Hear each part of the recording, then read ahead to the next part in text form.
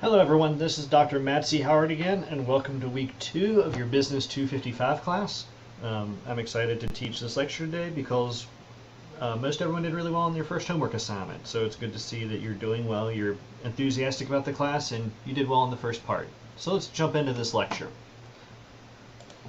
Okay, so this week we're going to learn about the chi-square test. As I mentioned in the first week, you probably should already know about p-values, you should already know about descriptive statistics. In this semester we're going to learn a lot about inferential statistics. We're going to learn about the actual statistical tests that you should know and you should be able to perform if you take a full semester on statistics. So today we're going to learn about the chi-square test. So throughout this semester we're going to be learning about many different inferential statistics, and the first thing you should ask yourself is, in general, how do these statistical tests differ? Why do I need to know a chi-square test versus a t-test versus ANOVA versus correlation versus regression, and so on and so on? And the basic answer is that they're able to answer different types of research questions. Is that you're going to encounter certain research questions that you should, at the end of this semester, instantly know, oh, I should use a correlation for that. And you're going to encounter others you should instantly know, oh, I should use a chi-square test for that. So that's why you need to know all these different tests. Is there's not one test that solves everything. You instead need to know many different tests to know when to apply them across different situations. So for this reason, it's very, very, very important to understand which research questions that each statistical test answers, because that's going to be your roadmap. You're going to have to know this first to then know when to apply these tests. Okay. So most basic statistical tests, or at least those that we'll learn in this class, can be divided into two groups. The first group are those that tell you the general relationship between variables. These are the tests that will tell you if there's a general relationship between something like job satisfaction and job performance. Can it be described by a linear line, for example? And it also includes tests like regression, correlation. So regression will tell you, can many predictors explain one outcome? So the general relationship between many predictors and one outcome. And that also includes things like correlation. Is there just a general relationship between an x and a y variable? On the other hand, the other tests we'll be learning this semester will tell you the difference between groups. For these tests, you'll have some type of grouping variable. So it might be one grouping variable that has two different groups. So something like you're measuring gender and you're defining it as male and female. Or it could be a grouping variable where you have many groups. So it could be something like hair color, and you have blonde, brown, black, redhead, so on and so on. So in that example, you would have one grouping variable, many groups, and if you wanted to compare those groups, you would be using a statistical test that gets at this difference between groups. So after figuring out which group a statistic belongs in, we can further determine when to use it. In this semester, we're going to be coming back to this chart several times. So if you look at it, if you don't get it, that's okay for now. But take a look at it, pause the video, just try to get a good feel for it, and then I'll explain how you can figure out when to use a chi-square test when using this chart. So go ahead and pause this video and see if you can figure it out at first. Okay, so this flowchart, you start at the very top. And the very first question you should ask yourself when you're trying to figure out which statistical test to use is, are you looking at the relationship between variables, or are you looking at the difference between groups? So we're going to ignore that left side for now. That left side is going to be for the later part of the semester. To start this semester, we're just going to look at statistical analyses that investigate the difference between groups. So if you're looking at analyses that investigate the difference between groups, the first question you should ask yourself is, how is your outcome gauged? So is your outcome a separate measured variable, or are you just wanting to compare the numbers of members in the groups? So what does that mean? If you're wanting to compare the numbers of members in groups, let's say you're looking at the question of hair color. You have 4 different groups of hair colors: blonde, brown, black, and redheaded. And let's say you wanted to see if there's a statistically significant difference between the number of people in those groups. So let's say you're looking at the data, you have a feeling that there's a lot more blondes than everyone else, or you have a feeling there's a lot fewer redheads than everyone else, but you want to perform a statistical analysis to determine whether that feeling is actually true, whether you can say there's a statistically significant difference in the number of people in those groups. You would do a chi-square test. A chi-square test is when you're looking at the difference between groups, and you're wanting to see if there's a significant difference in the number of members in those groups. Or at least that's one of the uses of a chi-square test. On the other hand, if you're looking at something as a separate measured variable, if you're looking at an outcome or the difference between groups, and your outcome is a separate measured variable, then you would be using something like a t-test, a one-sample t-test, or an ANOVA. So an example of that is, let's say we have the different hair colors. We have, once again, blonde, brown, black, and redheaded. But then we go ahead and we measure their height. And we wanted to say, is there a significant difference in the heights of those hair color groups? Our outcome is a separate measured variable. It's something separate than hair color, than the number of members in the groups. It's something like height. It might be something like their personality. It might be something like their intelligence. So therefore, we have a separate measured variable as our outcome. So in that example, we would be using a one-sample t-test, a t-test, an ANOVA, or something in that category. And that's what we're going to move into after this week. We're going to get into those analyses later in the semester. But for now, we're going to keep it simple. We're just going to look at when we're looking at the difference between groups, and we just want to see if there's a statistically significant difference in the number of members in those groups. So once again, something like, is there significantly more people in the blonde group than everyone else? Is there significantly less people in the redhead group than everyone else? And we would do a chi-square test to analyze that. We would use a chi-square test to get at that difference. Okay, so what is a chi-square test? So the textbook answer is it's used to investigate whether distributions of categorical variables differ from one another. So that could be an answer if you want to go with the textbook. If I ever asked that on a test and you wrote that, I'll mark it as correct. But this is a more common speak answer, and there would be certain situations where this wouldn't quite 100% best describe chi-square test, but it's good for this class. It gets you a good introduction to what they're used for. So a chi-square test is used to test whether the number of people within the groups of a categorical variable significantly differ, which is what I just told you on the last slide. So do you want to look at the difference among a categorical variable, among the groups of a categorical variable, regarding the number of people within each of those groups. Okay, so for example, when would you use this? So more examples. So in our sample, we could test to see whether we have more males or females. We might collect a sample, we might measure how many males there are, how many females there are, and then we might want to test whether there's a significant difference between the numbers of males and females. We could do a chi-square test with that.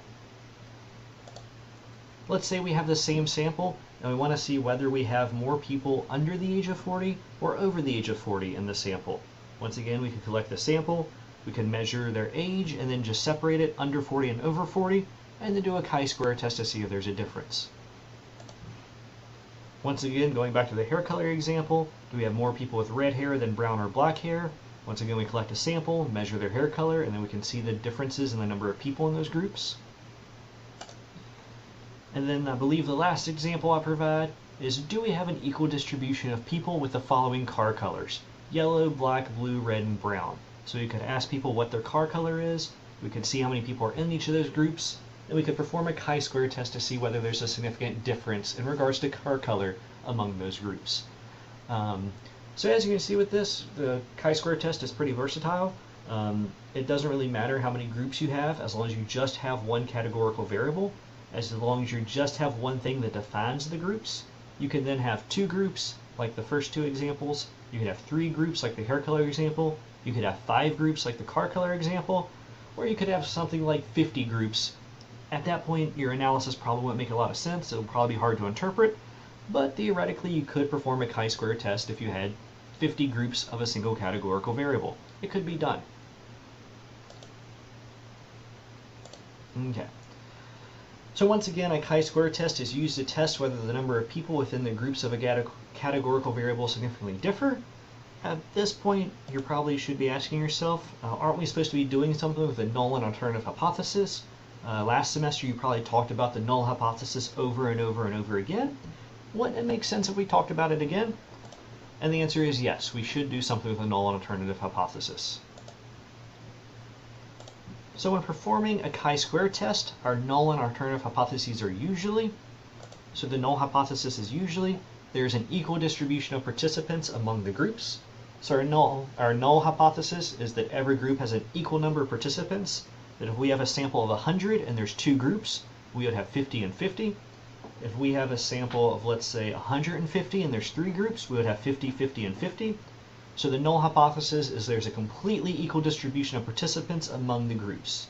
When we perform a chi-square test, we're testing to see whether there's a reasonable belief that we can reject that null. If there's a reasonable belief that the distribution of participants indicate there's something different going on than the equal distribution, that we can reasonably say that, nah, one of these groups has more people, that's statistically significantly more, one of these groups might have less, or there's just a general difference, there's a general, some have more, some have less overall, that leads us to reject this null hypothesis.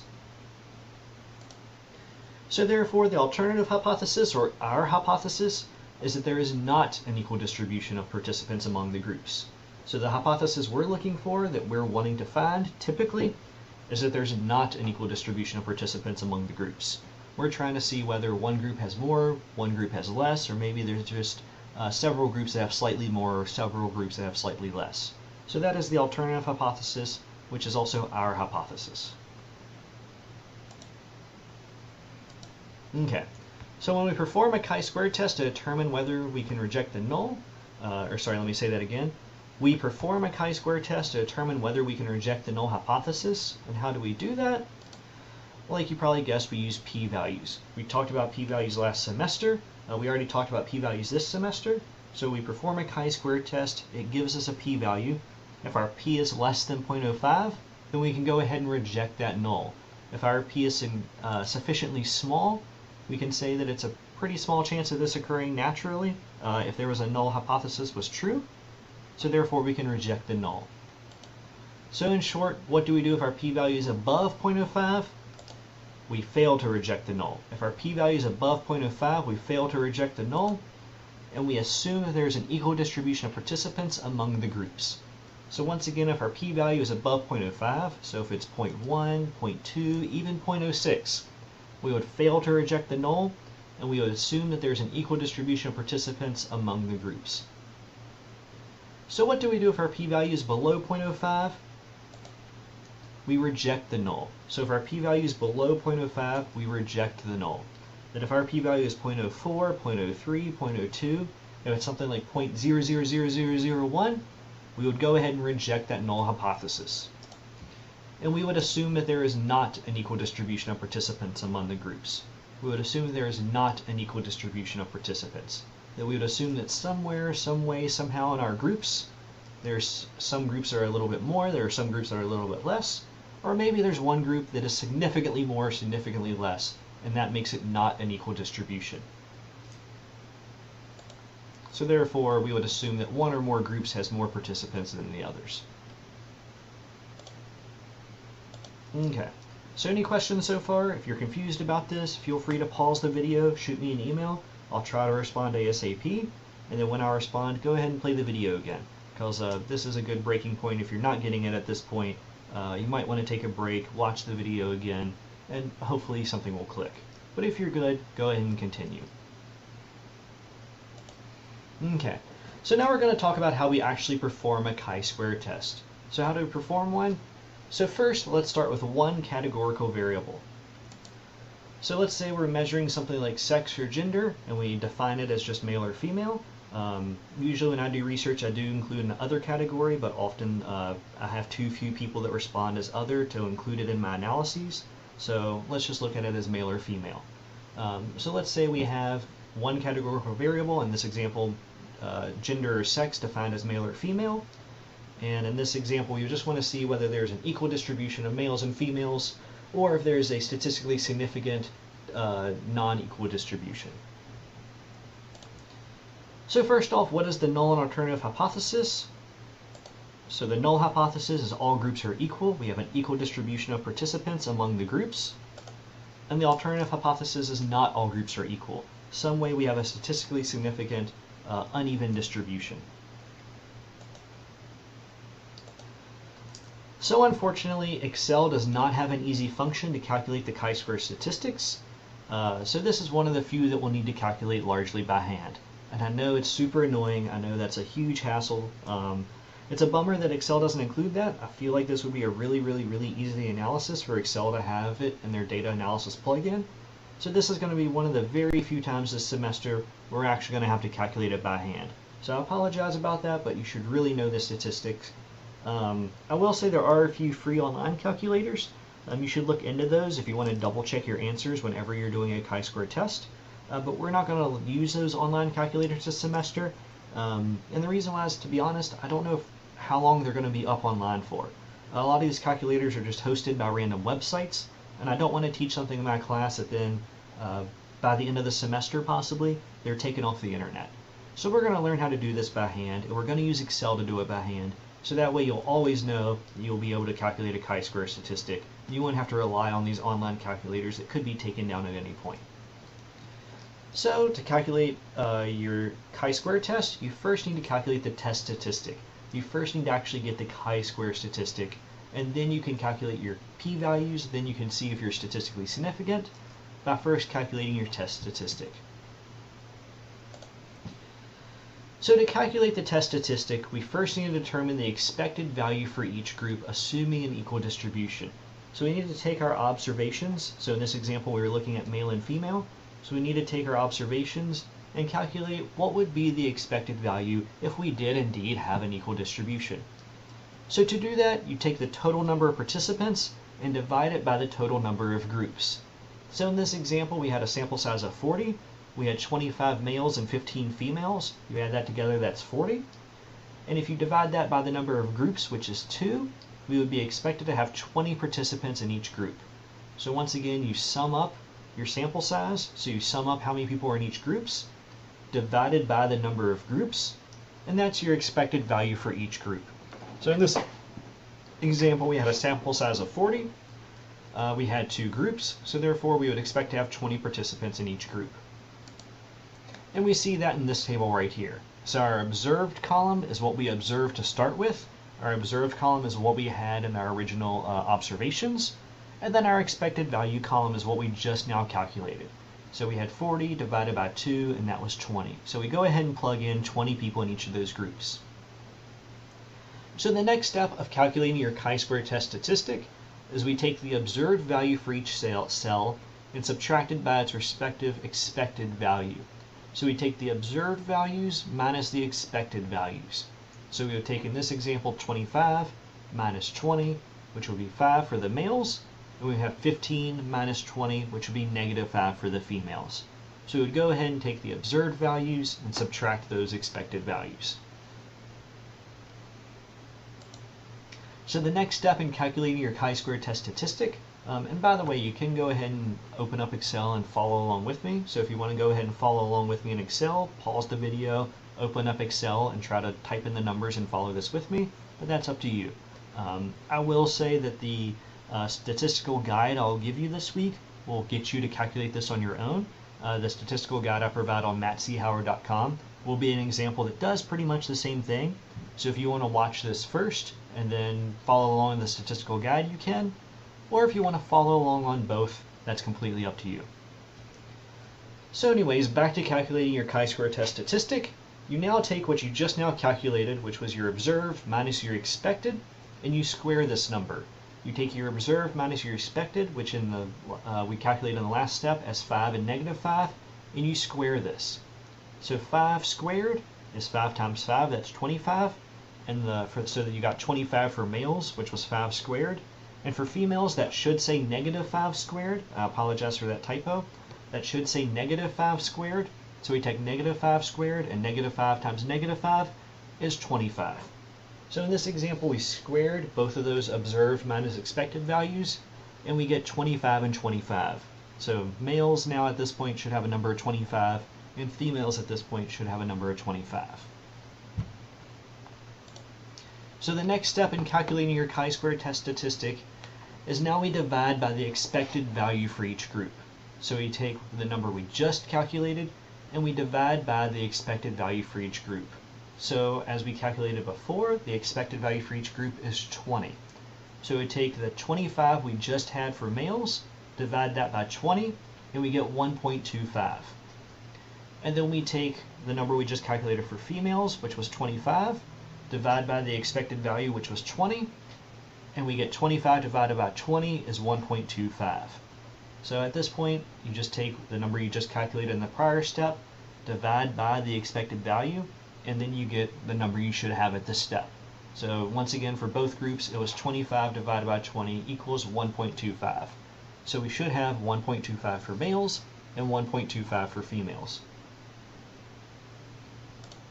Okay, so lastly, we sum the final values for the group. So we go ahead and sum those two values we just calculated, and that gives us our test statistic. So our test statistic is 2.5. And this is a general indicator of how far our observed values deviated from what we would expect from an equal distribution. So all we did just now in those steps is we got a general estimate, a general test statistic of how far each of our observed values deviated from the expected values. And I don't really get super far into the math. If you ever take a grad class with me, we would do some of these by hand, and I would actually break it down step by step on exactly why each of those steps are used for the chi-square test statistic. But since this class is at the undergraduate level, and since we have to cover so much this semester, to be honest, I really don't have the time to get every test statistic broken down like that. And I don't really think I should expect you to have to learn that at this point. In the future, apparently, some of the stats classes at South Alabama, you're going to, instead of doing a 2-course sequence, start doing a 3-course sequence. If we move this class to a 3-course sequence, I probably will start breaking down the stats a little bit more. But for now, I just want you to know how to do them. I just want you to know how to conduct the analysis and generally know what the results mean. But you don't necessarily have to know why we're doing each step. So for a chi-square test statistic, make sure you know how to calculate it by hand. And make sure you know the number we just calculated was a general estimation of how far each of our observed values deviated from what we would expect from an even distribution. So this test statistic gives us a general representation of how far our observed observations deviated from what we would expect with an even distribution. Okay, so your test statistic is 2.5. So from this, can you reject the null hypothesis? And at this point, we have no idea. We have no idea at all. To figure out whether this test statistic is big enough to reject the null hypothesis, we must compare this value to a p-value cutoff table, or a critical value cutoff table. So this test statistic we just calculated, it is not a p-value. It's a chi-square value. So we need to find a chi-square value table that can, one way to think about it is convert this to a p-value. So to obtain this proper p-value cutoff, we must use a chi-square distribution table. And to get one of these, there's going to be 3 ways you can find this in our class. The first one is you can get it from the book. The back of the book has a chi-square distribution table. So just look in the back of your textbook if you have it, and you can find your chi-square distribution table. Alternatively, you can do a Google search. So if you just Google search chi-square distribution table, there's going to be pages upon pages upon pages of results that are going to include this table, because it's a defined distribution. It's a defined set of numbers that you're not going to find one table that gives you different cutoffs and a different table that gives you other cutoffs. The chi-square distribution table is always going to give you the same cutoffs. And then the third way you can find this table is typically in this class, whenever you're going to need it, I'll go ahead and provide it to you. Whenever you're going to need this table, I'm going to go ahead and give it to you. So how this table works is on the from left to right. So when you're looking at the columns, so if you're looking at where to find it from left to right or which column to use, that's going to be what p-value we're interested in. That's going to be what alpha level we're interested in. So as I mentioned in week 1, typically we're going to be interested in the 0.05 alpha level, the 0.05 p-value. So typically when you're using this table, you're going to be interested in the 0.05 column. So if you're looking at this table, it's a little bit to the right of the center. You'll see the column with the top point of 0.05, and that's the column you would use if you're interested in an alpha of 0.05 or a p-value of 0.05. So that's the table you're going to use. Then to know what row you should go to, you look in the left-hand side and it says DF and it has all those numbers. That's your degrees of freedom. So each time you perform a chi-square test, you have to figure out how many degrees of freedom you have. So how do you do that? So first we determine our degrees of freedom for one variable, or the example we just used, we had one grouping variable, which was sex or gender. First, we determine our degrees of freedom, and for one variable, it's the number of groups minus 1. So if you need to determine your degrees of freedom for one variable or one grouping variable, it's the number of groups that you've had minus 1. So in this example, we had 2 groups. So 2 minus 1 is 1. So therefore, our degrees of freedom is 1. And then, as I said before, to know where to go in the table after that, you determine the alpha values that you're interested in. And just for practice, let's look at 0.1, 0.05, and 0.01. So if you want to try this on your own to try to figure out where to look at in the table for a degree of freedom of 1, and then an alpha cutoff of 0.1, 0.05, and 0.01, pause the video and then back up a little bit and look at that chart that I showed you before and see if you can find it on your own. And then on the next slide, or what I'm about to get into in this video, I'll go ahead and show it to you. Okay. So where should we look on the chart if we wanted to find those 3 alpha level cutoffs or p-value cutoffs? So as you hopefully found on your own, if you look at the very first row, that's the degree of freedom of one row. So we just look at the degree of freedom of one row, which I've highlighted with a red arrow on the left-hand side. So it's the very top row with the 1. And then if we're interested in an alpha or a p-value of 0.1, 0.05, and 0.01, then we would look at where that degree of freedom 1 row intersects with the alpha of 0.1, 0.05, and 0.01 columns. So if we're interested in a p-value of 0.1, so we want to see what that critical chi-square statistic cutoff is, if we want to make sure our p-value is less than 0.01, the number would be 2.706. So all that would mean is if we want to make sure our result has a p-value of less than 0.1, we would need to make sure the chi-square test statistic we just calculated is more than 2.706. So let's go ahead and look at the next one. So if we wanted to make sure our p-value is less than 0.05, if we wanted to make sure our p-value is less than 0.05 and our chi-square test had a degree of freedom of 1, we would our cutoff would be 3.841. So this would mean that statistic we just calculated by hand would have to be greater than 3.841 to make sure that our p-value is less than 0.05. So in general, if you have a degree of freedom of 1, if you're interested in a p-value of 0.05, you would have to have a test statistic above 3.841 for your results to be statistically significant. So your test statistic would have to be greater than 3.841 for you to reject that null hypothesis, for you to say your statistics are statistically significant, and for you to say that there is not an equal distribution, for you to be able to say there's some type of unequal distribution in your results. Okay.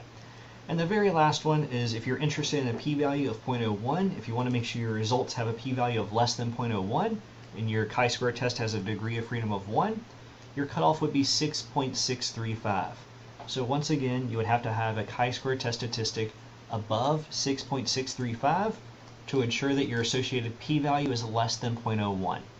And that's how you would figure it out.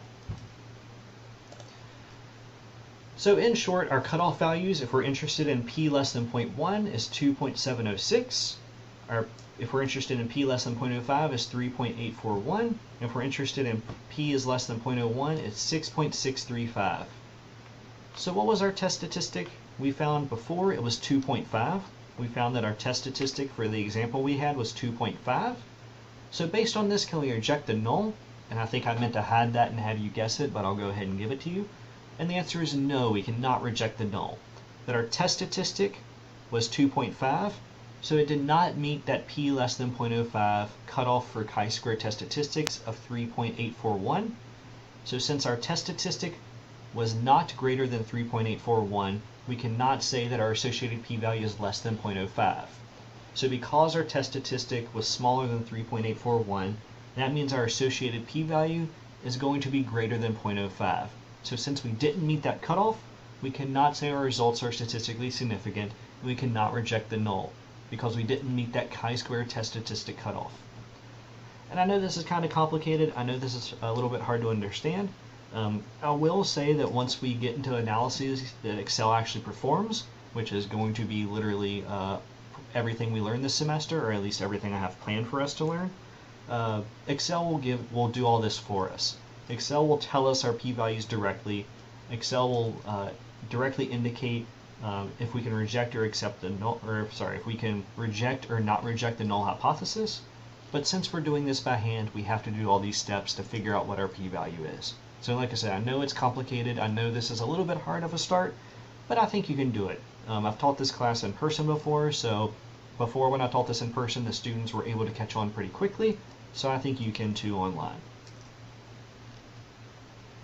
Okay, so if this was our results, or this is our results for the example we just did, we must say that there's a relatively even number of participants within each groups. So in other words, the number of males was not significantly greater than the number of females, and vice versa. The number of females was not significantly greater than the number of males. And that's because our p was greater tun 0.05, our chi-square test statistic did not meet that cutoff, so therefore we're not able to reject the null. Okay. And if you have any questions about that, once again, feel free to pause the video, shoot me an email. I will say that I will send you a guide from mattchoward.com that goes over all of that calculation, and it actually tries to get you to do it along with the guide. So if that was confusing to you, maybe you should go ahead and pause the video and do the first guide that I sent you, and then just try to see if you can do it through the guide. And then when you're done with that first guide, continue playing this video and then do the second guide. But if this is confusing right now, that's okay. Pause the video, shoot me an email, maybe do the guide, and then try the video again. Okay.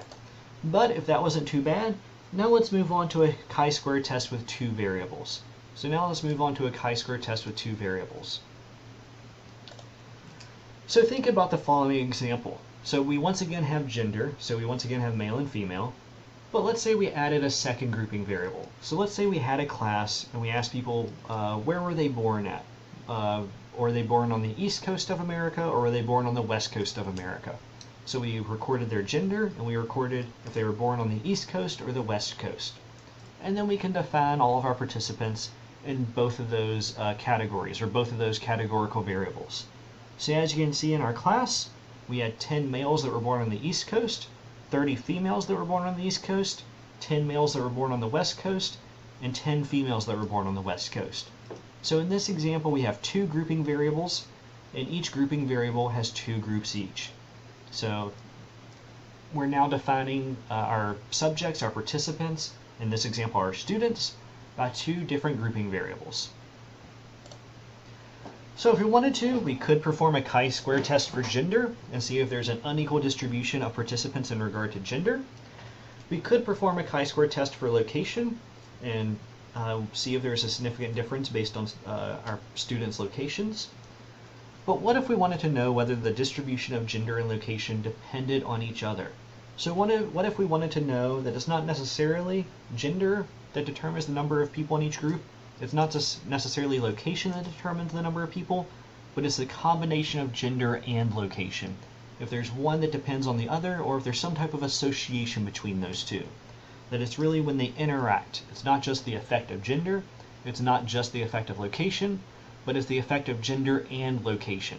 If there's some type of interaction where one variable depends on the other in regards to the distribution of participants. And we can test this by using the chi-square test of independence. We can test this by using the chi-square test of independence to determine whether there's an interaction, to determine whether one variable depends on the other, and to determine whether it's not just the effect of gender, not just the effect of location, but the effect of gender and location together, whether there's some type of interaction. And if you don't really get that, go ahead and look at that second guide I sent you. It provides a pretty good explanation on that. And if you're confused, shoot me an email. Okay, so first, what is the null and alternative hypothesis when you're doing a chi-square test of independence or a two-variable chi-square test? So the null and alternative hypothesis is the null hypothesis, or the two variables are independent, that they don't have a relationship with each other, that the distribution of participants doesn't depend on their interaction. And then our hypothesis are the two variables are dependent. There's some type of effect going on where the distribution of one variable depends on the distribution of the other, or there's some type of interaction between the two, that it's the effect of x and y together. So that's our null and alternative hypotheses, and we're trying to perform this test to see whether we can reject that null, whether we can reject that the two variables are independent, and then assume the two variables are dependent. Okay, so we're going to calculate this test statistic almost the exact same way we calculated the prior chi-square test with one variable, but it's a tiny bit more complicated. There's a bit more you have to do with this one. The steps are generally the same, but the first step has a little bit more you have to do. So once again, to calculate the test statistic, we first need to determine the expected value for each group, assuming an equal distribution. And this is a little bit harder than just for one variable. So to do this with the chi-square test of independence, for each cell we take the sum of the row, multiply it by the sum of the column, and divide it by the total number of observations. And this may result in a different number for each group. So once again, we take the sum of the row, multiply it by the sum of the column, and divide it by the total number of observations for each cell. And this may result in a different number for each group. So let's go back and look at our data. So first, let's sum up the row. So the sum for each group in the East Coast row is 40. The sum of each group in the West Coast row is 20. The sum of each group in the male column is 20. And the sum of each group in the female column is 40. So for each cell, we multiply its two respective row and column values, and we divide by the total number of participants. So I'm going to go ahead and do one for you. So for instance, to get the expected value of East Coast males, we would take the sum of the East Coast group, which as you remember was 40. So we had East Coast male of 10, East Coast female of 30. So the sum of the East Coast row is 40. Multiply it by the sum for the male column, or the male group, which was 20. So we had 10 East Coast males, we had 10 West Coast males. So the sum of the male column was 20. So we multiply those two together and divide by the total number of participants, which is all the cells added together, which was 60. So once again, we take the East Coast row, or the sum of the East Coast row, which was 40. We take the sum of the male column, which was 20, and we divide by the total number of participants to get the expected value of East Coast males. So to get the expected value of East Coast males, you do that math. So as you can see, I've already done the math out for you. So it was 40 times 20 divided by 60 equals 13.333. And we would get that as the expected value for East Coast males. Okay, so go ahead and try to see if you can calculate the other three cells on your own. See if you can try to calculate the other three doing your own math. So pause the video, see if you can go ahead and calculate it using the same steps, and calculate it for expected value of East Coast females, expected value of West Coast males, and expected value of West Coast females. So go ahead, pause the video, see if you can do it. And I'll go ahead and give you the answers on the next slide, which looks like this. So doing this for the rest, as you can see, for East Coast females, we get 26.667. For West Coast males, the expected value is 6.667. And for West Coast females, we get 13.333. So that's the expected values of each of the cells. Once again, I've sent out a guide from mattchauer.com on the chi-square test of independence. On that guide, I'll get you to do this again along with the guide. So if you didn't get the right numbers, don't freak out, don't panic. Go ahead and see if you can do the guide after watching this video, and then shoot me an email if you're still having trouble. Okay, so after calculating those expected values, all the other steps are the exact same as what we did for the one variable chi-square test. All the other steps are the exact same. So we take the observed values we had before, and we subtract the expected values. We take the observed values that we previously had, and we subtract the expected values. So the first one is 10 minus 13.333, and we get negative 3.333. The second one, the East Coast females, is 30 minus 26.667, and this gives us 3.333. The next one is 10 minus 667, which gives us 3.333. And the final one is 10 minus 13.333, and once again we get negative 3.333. So once again, we just take our observed values and subtract the expected values. Then just like before, we square these. So if you square each of those 3.333s, you get 11.111. So we just square what we got in the last calculation and get 11.111 for each category. And then finally, we divide by the expected values. We divide by the expected values. So if we take 11.111 for the first row, we divide by 13.333, and we get 0.833. For the second row, we would take 1.111, divide by 26.667, and we get 0.417. For the third row, we get 11.111, divide by 6.667, and we get 1.667. And then for the very last row, we have 11.111, and we divide by 13.333, and we get 0.833. So as you can see, we just do these calculations, and we get our observed values minus the expected values squared divided by the expected values. And then just like before, we sum these to get 3.75. So when you sum all those values, you should get 3.75. And then once again, you should ask yourself, can we reject the null from this? Are we able to reject the null? And just like before, at this point we have no idea.